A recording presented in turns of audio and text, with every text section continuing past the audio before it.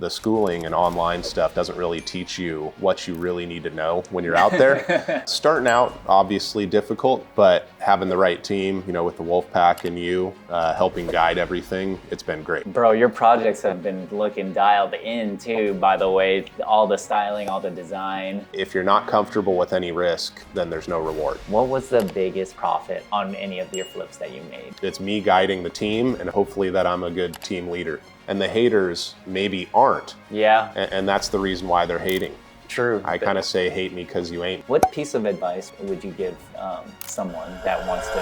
I think the number one thing is Today, I have the pleasure of talking with my friend, Tyler Metzger. We met through social media, and Tyler has been killing it in the real estate game. He's more of an investor, but he also transitioned to real estate. You got your license. We're gonna talk about your story, how you're dominating the game. You got into retail, but you got me into investing too. So let's dive deep into who Tyler is. Give an introduction to the audience about yourself. Yeah, my name is Tyler Metzger, and I met Sean, I think about 2 years ago. Found him on social media, Instagram, and yeah, it's been amazing ever since. He was my agent. He took over a listing in Tacoma. It was a project that someone else couldn't sell, and they came up short, and he jumped in, and I think he had it wrapped up in a couple days.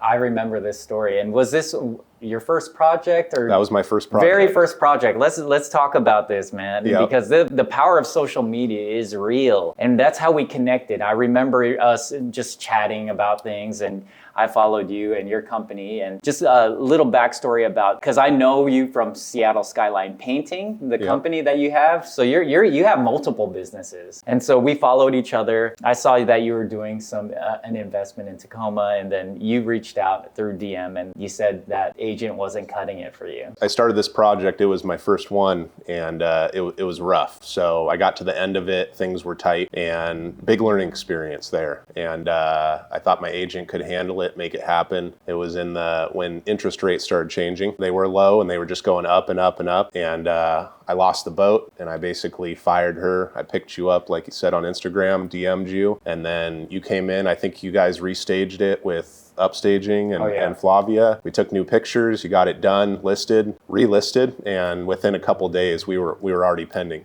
Under contract pending, no inspection, I don't think. Everything waived. And I didn't even change the price either. I don't know what it was. I think it's just like the mojo, the energy. I don't know what it is. Your presence, the presence, the name, the relaunch, a little bit of everything. Everything, it all ties in. But yeah, tell me about, because you got me into investing, and this is something that you said you lost.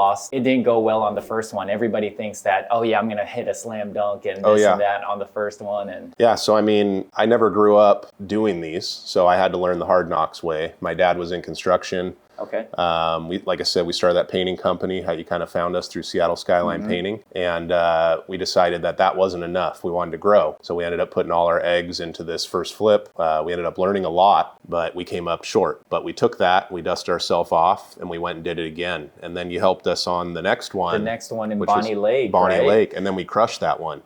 So we took everything that we learned in Tacoma, we left the things behind we did wrong, and we took the things that we learned and we utilized those on the next one. You ended up doing that again and getting us top dollar for that. Top dollar, dude. That sold pretty fast too. Yeah. So man, just most people would probably just like give up on that and just hold their head down and just be like, man, this ain't for me. But you wanted to, you didn't let that stop you. It's so hard. Hardest thing that I've ever done is to be able to pick yourself up, because the project is months in the making, and you're there every day and you put your heart and soul into it, and then you basically get kicked when you're down. And then to pick yourself back up and do it again, you have to do it though. Like, I mean, as you know, that's what makes you stronger. Exactly, man. And I'm so proud to see your growth, not only in investing, but also as a real estate agent, bro. So that next project in Bonnie Lake, I think that's when I had a chat with you, and I was like, hey man, why don't you get your license? Yep. Right. And I was kicking it around for a while. I remember I asked you a bunch of times. You did. I just wasn't pulling the trigger, and I was like, you know what? I have to do it. And that's when I just jumped on, I think Rockwell or whatever it was, and then I smashed that out. It took me, I don't know, a few months at least, but got it done. And you got it done, and I believed you passed your test on your first try. Second. Okay. I missed it by one. Hey,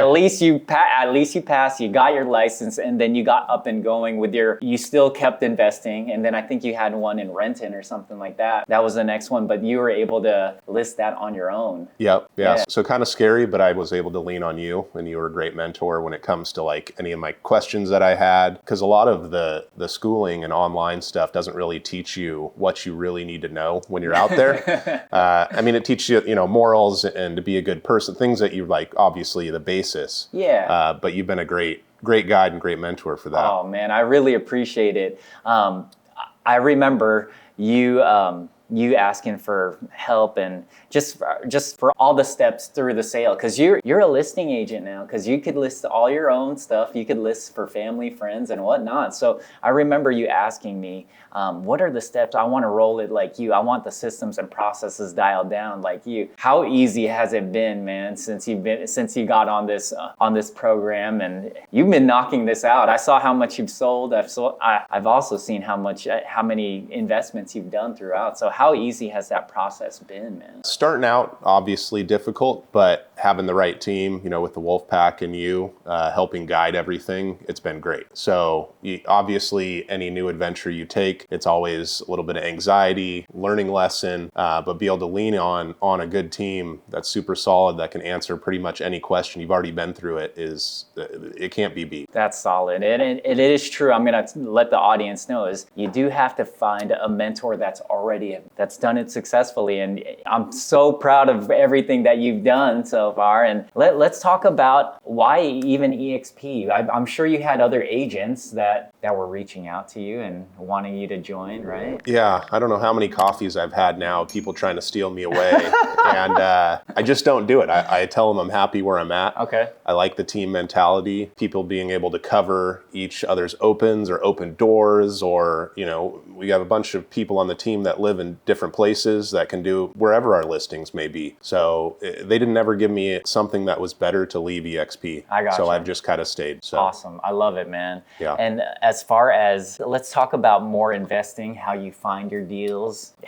You're a risk taker. I love it. I mean, you're the one who got me into it. So yeah. Tell me more about like how you source deals. I mean, you taught me, so. Yeah, I think where I started was either on the MLS, Okay. but then at that time I didn't have an agent when I first started, so I had to pay her commission. She had to help me find it, open the doors. But fast forward, when I got my license, and it made it way easier. So Nice. I can reach out to the agents, I can walk the properties, I can go open the doors. But also besides on the MLS, also auctions. Oh yeah. That's a little bit more risky because it needs to move so fast. I got you. But auctions or wholesalers, if you get in with them, they can end up sending you leads. I've had a couple, at least leads through friends that do wholesaling. But yeah, mostly auctions, MLS, wholesalers. That's probably my top three.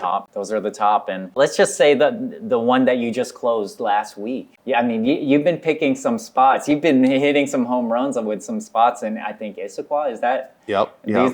The last two, I think, were Issaquah, right? They were, yeah. And this one that I'm closing on this Friday is Enumclaw, Okay. which I've been out there before. I sold it through the winter, which was a little bit slower market, but I love the area. I try and pick out places that I know the demographic, I know who's going to end up buying these properties, and then I end up building them based on the area they're in, that's going to appease the masses. So I don't try and be too unique where only maybe one person's going to want the house. I try and make it as nice as I can within budget and built for the city and the area that it's in. Bro, your projects have been looking dialed in too, by the way. All the styling, all the design. Who does all that for you? Man, it's a mixed bag. A lot is my girlfriend. Nice. Sometimes so I good. randomly pick something up on Amazon or a light fixture. And I got you. But yeah, a lot is her. Okay, dope. But I do want to talk to Flavia, your wife, more about getting in and helping with some of that. She'll absolutely help, man. Yeah, sometimes I have a little pushback with the girlfriend. Okay. I mean, she's usually on point. I know, we get those text messages. Yeah, and bro. I'm like, what do you think about this? And sometimes she's just like, I get it. You like a certain thing, but you have to make sure that the people that are buying that investment property are also going to like it. You can't just, not the one person. So I kind of tell her, you need to take the emotion out of it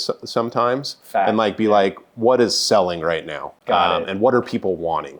Got it. So I think that's important. Oh yeah.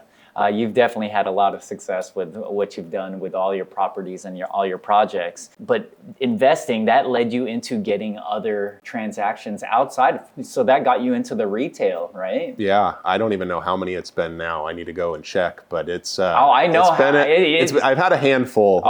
You're crushing it. You're close to, you're just under 10 million. Yep. And you've just been licensed for a year. Okay. So that 10 million, you do 3%, that's 300,000 in your first year on the side, plus your investments. Yep. So you're killing it in both retail and also investing. Where are you getting these people? How are they seeing you? How do they know about? I have a really large family, so I kind of have an edge up there, really big. So an extended family, and my parents basically in a blended family, they got divorced, but that means that I have a big, huge family over here and over here. So I have like twice the family basically. Got it. So anyone, and we don't have an agent in our family. That's so basically I'm the only one. Nice. And then our close friends and things like that for referrals. But it goes a long way, obviously, just doing the right things for people. Absolutely. Then word of mouth, I mean, as you know. Oh, yeah. And then next thing you know, you're doing their friend or you're doing them. So you get to expand out from there. That's what I always focus on is sphere of influence, family. So people already in your circle, that's the biggest and the best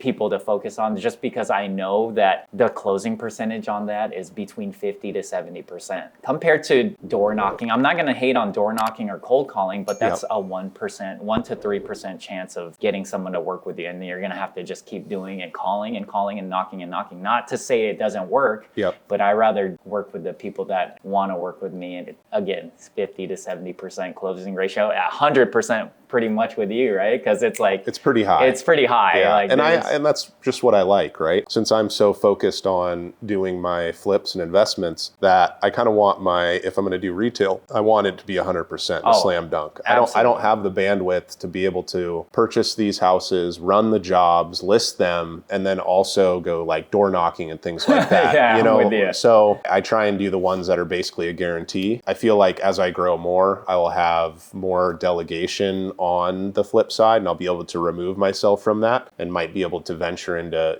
more social media like you, more cold calling, door knocking, just the other avenues that I think that I'm leaving behind. But currently right now I'm stuck in the building phase. Okay. And that's where I'm at. And which is all right, man. I mean, I'm in the trenches. You've been hitting some grand slams and it's been fun watching you grow. So what piece of advice would you give like a new agent, a new investor, if they're wanting to get into the game, because you know how to invest, obviously. What piece of advice would you give someone that wants to? I think the number one thing is they're not always going to be wins in any investing. There's always risk. Oh yeah. And you have to be comfortable with a loss, and then you have to be able to pick yourself back up and go again and make that grand slam. If you're not comfortable with any risk, then there's no reward. So I feel like as starting out, it's also a risk in yourself. So you're saying, hey, I can do this, and you need to have positive mind thought, and you need to move forward on that and try and subdue the negatives. So I think the main thing is yes, it's a risk. There's no guarantee, but there's also no guarantee in life. So true. So true, man. Thank you for that advice. And I remember you giving me that advice when they're like, hey, you want to get in. I mean, you're showing me. So I understood. I did want to take that risk. And yes, there will be times where you don't always hit a grand slam, but you got to keep swinging, right? Yeah. It's all about the batting average, not just grand slams all the time. For sure. But yeah, one thing that I want you to do is that I also want you to say is just, where can people find you? Where, like, on social media? Yeah, I mean, I'm on Instagram. I kind just leave that kind of, I don't really dive deep into my flips and stuff on there. It's because I've created another LLC, and I want that to be able to launch and be something totally separated from my real estate side. Gotcha. So I basically just showcase my, pending and sold properties and things like that on my real estate side. Okay. But I really want to take the building side of things and Sage Custom Homes to a new level there. Let's go. But I need to launch that correctly, come out proper, and make that what it really needs to be. I love it, man. You already know I'm going to help you. Yep. I'll help you launch. I'll make sure that you get the attention and you put out the right stuff, the right content that will resonate with the audience. And so you know all about investing. You're starting to dominate the residential space. There's one thing that I did want to ask, like one question. I know it's a silly question, but what was the biggest profit on any of your flips that you made? Man, my biggest profit. I have spreadsheets on everything, and I do track obviously purchase price from hard cost to subcontractors, excise tax, agent fees when you go to sell, all those things. Okay. I think if you took into account subtracting everything on a whole project, there's been a couple projects that I've done over a couple $100,000 profit. And most of my projects take 3 to 4 months on the ones that we do extensive renovations. And this one out in Enumclaw right now, I'm slated to profit $400,000, and that's in about a 4-month project. So $100,000 a month with everything, all the numbers, everything in. Whew. It takes time to get there. It does take time to get there. But it is achievable. It is. So if someone says it can't be done, it definitely can. It can be done. I've seen it done. You've done it many times. But again, everybody needs to understand you just can't start that way. You gotta get into it first, get your feet wet. Anything, right? Yeah, Like and all the people out there doing classes and things like that, that's all great. And you have to have someone to look up to. But me personally, I've always been the one to get my hands dirty, and I want to learn the hard way. I got So as I progress through this journey, I don't have anyone really guiding me. This is like hard knocks. Like I've literally figured this out the hardest way possible. But then when you win, that win feels even better. So much better, bro. And not saying that, talking about not having a support system from you and the team on that side, but like as in the flip itself, there's no one there holding my hand. True that. It's basically, it's me guiding the team, and hopefully that I'm a good team leader. Oh yeah, and you are, and I mean, dude, you've been hitting. Yes, you've hit those home runs, but what did I? There's something that I wanted to mention about you, because it inspired. Again, you inspired me to get into this, and Flavia and I found a place, and you know, we're like, okay, I think this is a slam dunk, but all of a sudden we get hammered with a notice of violation because there's haters out there. There's haters out there. Yeah. So I'm starting to quiet about the projects that we're getting because people want to see you fall for some reason. They do want to see you fall, and that's just part of being on social media, because people don't know. If they don't follow you and like watch who you are as a person, they're just gonna think, oh, Sean's a cocky dude and he doesn't help anybody and all he does is just show off. You know what I mean? Yeah. But hey, I mean, you have to have the confidence at the same time, though. Because if you don't have confidence, you're not going to take that risk, and you're not going to get to the next level. Dude, and I don't think confidence is cocky. I think true. it's what needs to happen to be able to progress in life. But yeah, as you were saying there, the people around you, I think the bigger you get in life in any aspect, and the more eyes are on you, there's just gonna be haters. That's just the nature of what it is. From all the way up, from the president down to, you know, governors. It doesn't matter. If you are a figure out in the public and you're out there, be on social media, Facebook, whatever it is, and people see you successful and succeed, you know, they want to be there, and the haters maybe aren't. Yeah. And that's the reason why they're hating. True. I kind of say, hate me because you ain't me. It's the truth, bro. It's so true, man. That is true.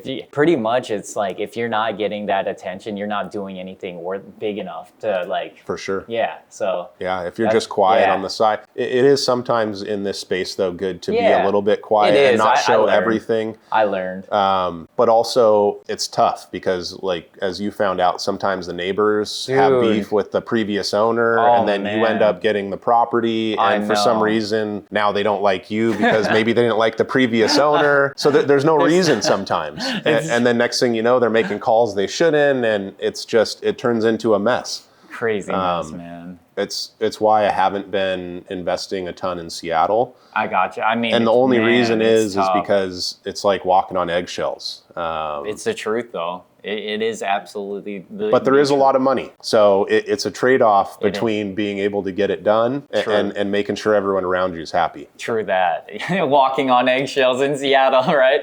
You got to have it done properly. Like, I know exactly after failing on this first one, not necessarily failing, but just like getting delayed. The learning in it. Man, now the next project, I'm like, oh yeah, I know how to do these stairs. Oh yeah, I know how to do this layout. Okay, perfect, I got this. For sure. Yeah. Like I said, I didn't win on my first one. I actually lost, but it just teaches you on the next one. Makes you better. Yeah. It makes you better. So, hey, thank you, Tyler, for hopping on this. Is there anything that you would like to close out with? Tell the audience or anything like that. If they need if they're looking for investment properties or anything like that, if they could reach out to you. Yeah, I would say if anyone's looking for a property to get rid of, mostly, I would be more than happy to look at it and walk it, and usually close within a week with hard money. So obviously, if you don't want it first, you can pass it my way. Hey, so any day. And then East Side for sure. For sure, bro. And for all of you agents that want to learn investing, this guy again brought me into it. It's the game. The name of the game is, yes, real estate sales is the vehicle to get us to investing. We eventually want to get to this level of investing. So we own properties, and we're not just stuck trading time for money as a real estate agent. It's to get to the next level. So if you want to learn how to invest, talk to Tyler. I'll have his links in the description below. His Instagram, his Facebook, you could get a hold of him if you have any questions. But if you found this video helpful, don't forget to subscribe, smash the like button, and we will see you on the next video.